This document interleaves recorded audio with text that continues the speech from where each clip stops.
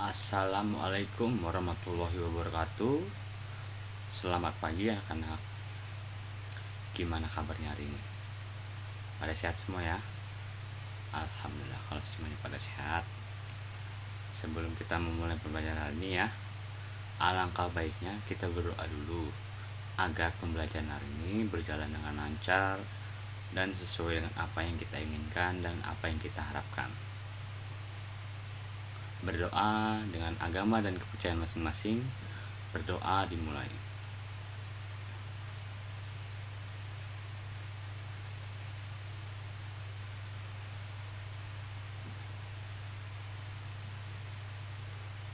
Berdoa selesai. Oke, Bapak presensi dulu ya. Untuk Lionel Messi hadir? Oke, hadir. Untuk Cristiano Ronaldo, apakah hadir? Hadir ya. Untuk Mbappe hadir? Hadir. Untuk Mohamed Salah, apakah hadir Mohamed Salah? Hadir ya. Oke, alhamdulillah semuanya hadir ya. Oke. Materi yang akan kita bahas hari ini adalah tentang karya ilmiah, di mana di dalamnya kita akan membahas tentang pengertian karya ilmiah, ciri-ciri karya ilmiah, dan struktur karya ilmiah. Oke, sebelum kita bahas tentang karya ilmiah ini, apakah sudah ada yang mengetahui tentang apa itu karya ilmiah? Oke, kalau belum ada yang tahu tentang apa itu karya ilmiah, sini Bapak jelasin ya. Karya ilmiah itu adalah sebuah karya tulis yang dibuat untuk memecahkan suatu permasalahan dengan landasan teori, metode ilmiah, dan contoh metode penulisan ilmiah. Biasanya karya ilmiah itu berisikan data, fakta, dan solusi mengenai suatu masalah yang diangkat. Jadi, pengertian karya ilmiah itu adalah ide itu sebuah karya tulis yang dibuat untuk memecahkan suatu permasalahan dan di dalamnya dengan landasan teori dan metode ilmiah. Penulisan karya ilmiah tersebut dilakukan secara runtut dan sistematis. Jadi kita harus meruntut dan tidak boleh mengasal saja gitu, dan harus dengan sistematis. Oke. Nah, menurut penjelasan ahli nih, menurut penjelasan Broto Wijoyo, karya ilmiah itu merupakan karangan ilmu pengetahuan yang menampilkan fakta dan dibuat dengan menggunakan metodologi penulisan yang baik dan benar. Nah, menurut Eko Susilo, karya ilmiah itu merupakan suatu tulisan ataupun karangan yang didapatkan sesuai dengan sifat keilmuannya dan didasari dari berbagai hasil pengamatan, penelitian, dan peninjauan terhadap bidang ilmu tertentu yang disusun dengan menggunakan metode tertentu dengan memperhatikan sistematika penulisan yang baik dan santun serta dapat dipertanggungjawabkan keilmiahannya. Nah, di dalamnya ada jenis-jenis karya ilmiah. Apa itu jenis-jenis karya ilmiah?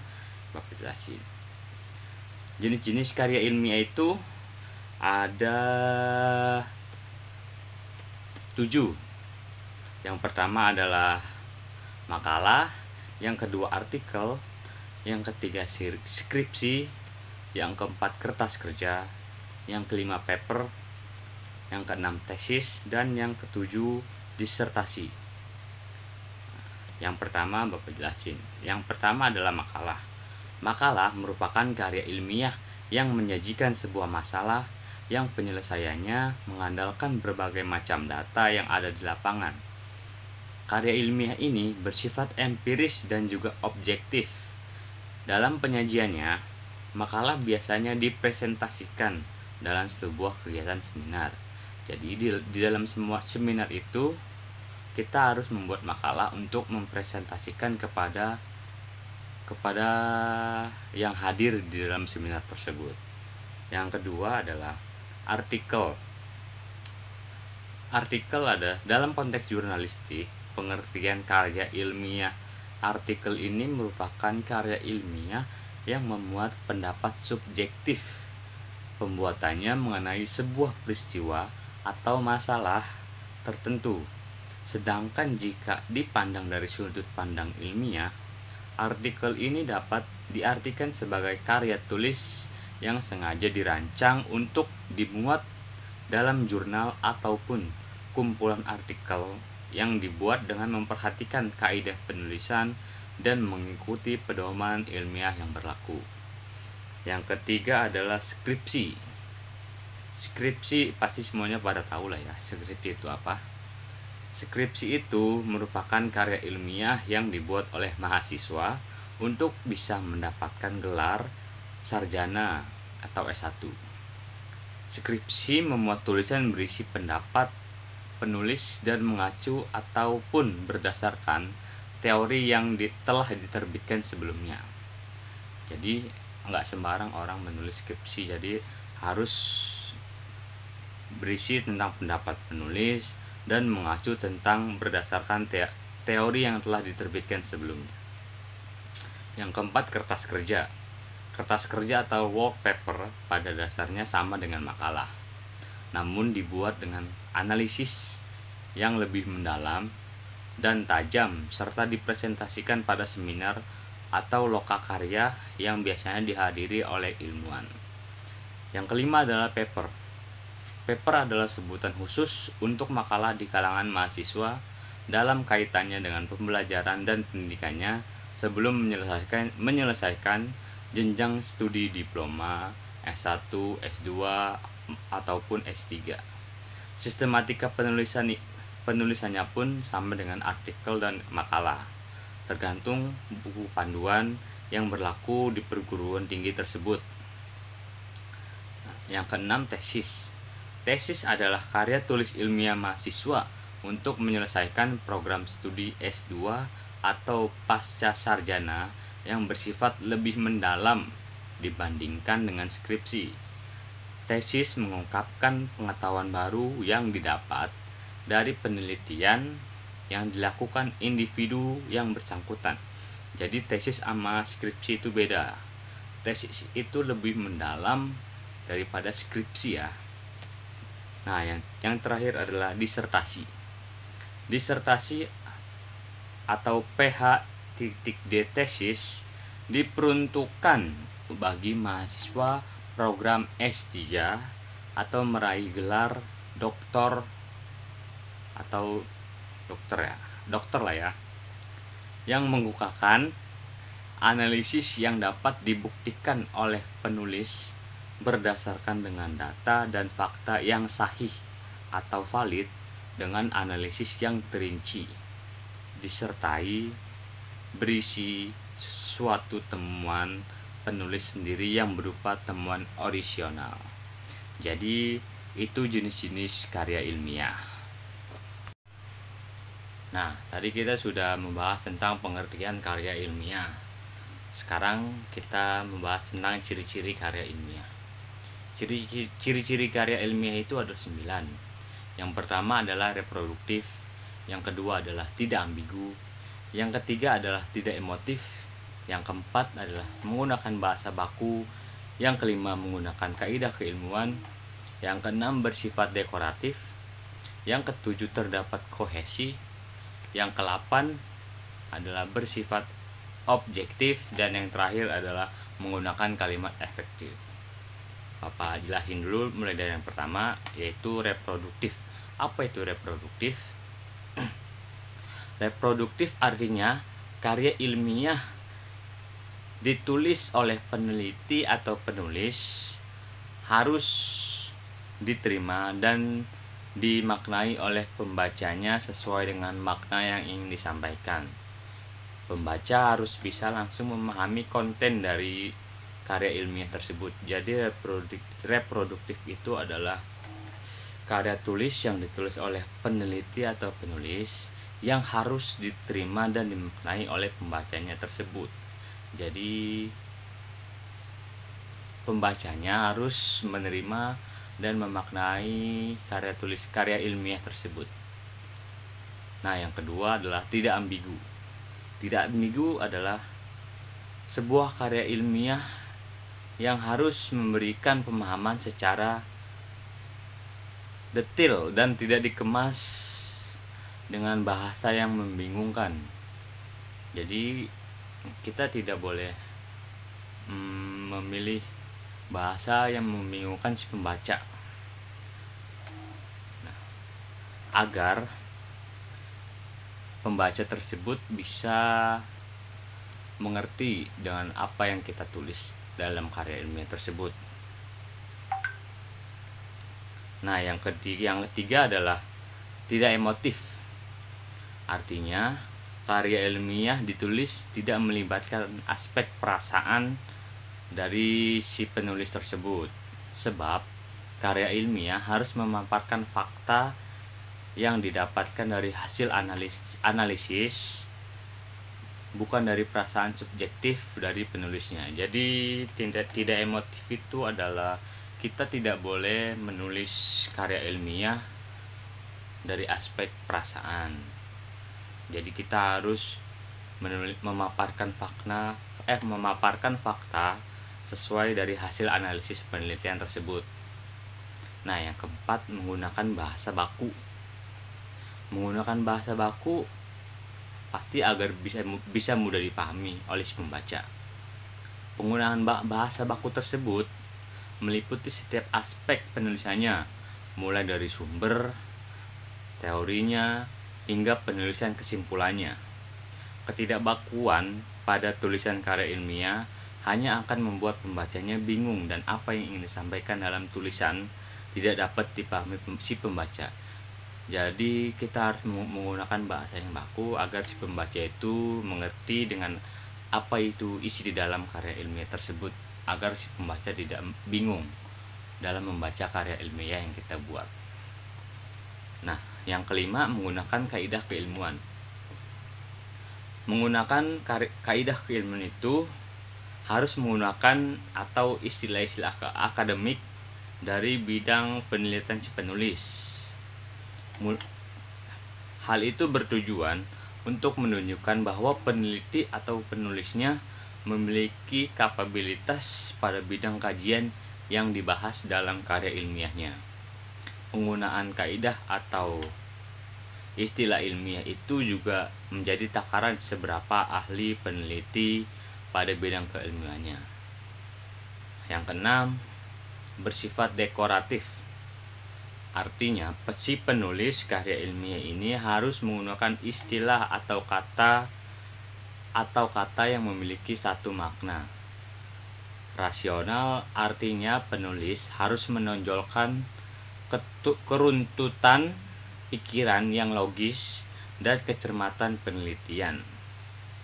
Kedua hal itu penting karena karya ilmiah harus bisa menyampaikan maksud dari penelitian yang dilakukan oleh penulis tanpa membingungkan. Paham ya? Yang ketujuh adalah terdapat kohesi. Artinya, karya ilmiah harus memiliki kesinambungan antara bagian dan babnya dan bersifat straightforward. Maksudnya ialah tidak bertele-tele atau tepat sasaran.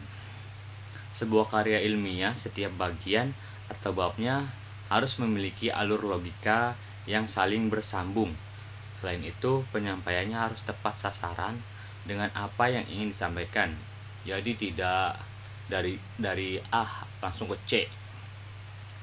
Gak boleh bertele-tele. Itu jadi gak boleh sembarangan lah. Jadi kita harus memaparkan dengan benar dan agar penyampaiannya harus tepat sasaran dengan apa yang ingin kita sampaikan. Yang ke-8, bersifat objektif. Bersifat objektif adalah hal ini sangat penting. Bersifat objektif itu sangat penting karena karya ilmiah itu tidak dibuat berdasarkan perasaan penulisnya. Seperti tadi apa ya?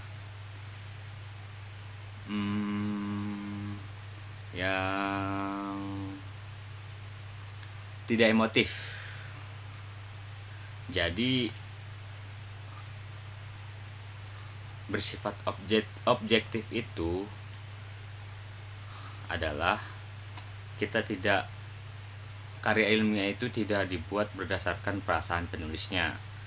Karya ilmiah itu harus menunjukkan fakta-fakta dan data-data dari hasil analisisnya. Jadi tidak memiliki kecenderungan subjektivitas. Ini sama dengan yang ketiga ya, tidak emotif. Jadi menulis karya ilmiah itu tidak boleh dengan perasaan. Menulis karya ilmiah itu harus dengan pemaparan fakta-fakta dan data-data dari hasil analisis penelitian tersebut. Nah, yang terakhir adalah menggunakan kalimat efektif. Penulisan karya ilmiah itu harus menggunakan kalimat efektif. Dari semua ciri ini, yang terakhir ini berkaitan dengan semua ciri sebelumnya ya. Tujuan penggunaan kalimat dalam karya ilmiah tersebut agar si pembaca tidak dipusingkan dengan penggunaan kalimat yang berputar-putar atau yang bertele-tele. Penggunaan kalimat seperti itu hanya akan membuat pembaca bingung. Jadi kita harus membuat kalimat yang efektif, yang tidak terlalu berputar-putar, yang dari ABCD langsung sinilah. Kalau kita membuat kalimat yang terlalu bertele-tele atau berputar-putar tersebut, pasti si pembaca akan bingung dengan maksud dan tujuan yang ingin kita sampaikan dari karya ilmiah yang kita buat tersebut. Nah, setelah kita membahas tentang ciri-ciri karya ilmiah, sekarang kita membahas tentang struktur karya ilmiah, di mana di dalamnya ada pendahuluan, isi dan pembahasan, dan kesimpulan. Kita mulai dari yang pendahuluan. Bagian pendahuluan itu berisikan dasar-dasar dari penelitian ilmiah yang dilakukan tersebut, masalah yang diangkat, dan mekanisme penyelesaian masalah tersebut. Yang kedua adalah isi dan pembahasan. Bagian isi dan pembahasan ini bisa terdiri dari satu atau lebih bab. Jadi bisa 1 atau 2 bab gitu. Jumlah bab pada bagian ini bergantung seberapa pelik pembedahan dan pembahasan dari bahan penelitian yang kita buat. Paham ya? Nah, yang ketiga adalah kesimpulan. Bagian kesimpulan itu berisikan kesimpulan dari hasil analisis pada bagian isi dan pembahasan. Kesimpulan yang disampaikan pada bagian ini berupa penjelasan singkat dan padat mengenai hasil analisis. Biasanya bagian ini hanya terdiri dari 1 bab. Jadi kesimpulan itu adalah penjelasan yang singkat dan padat dari hasil penelitian yang kita buat. Paham ya? Oke, dari pembahasan yang tadi kita sudah bahas, apakah ada pertanyaan? Kalau memang tidak ada pertanyaan, akan Bapak beri tugas untuk membuat kelompok dan membahas tentang teks karya ilmiah. Nanti yang akan Bapak berikan contohnya, dan dari teks karya ilmiah tersebut kalian akan menggali informasinya, bagaimana penulisannya, bagaimana kohesinya, bagaimana isi dalam karya ilmiah tersebut. Oke, nanti dibagi beberapa kelompok. Oke, sudah jelas untuk materi pembahasan yang tadi kita bahas? Sudah ya? Oke, kita tutup saja akhir pembelajaran hari ini. Semoga semuanya bisa paham dengan apa yang tadi Bapak sampaikan, dan semoga di pertemuan berikutnya kita bisa berdiskusi lagi tentang karya ilmiah dan materi-materi selanjutnya. Oke, sebelum kita tutup, kita berdoa dulu. Berdoa dengan agama dan kepercayaan masing-masing. Berdoa dimulai.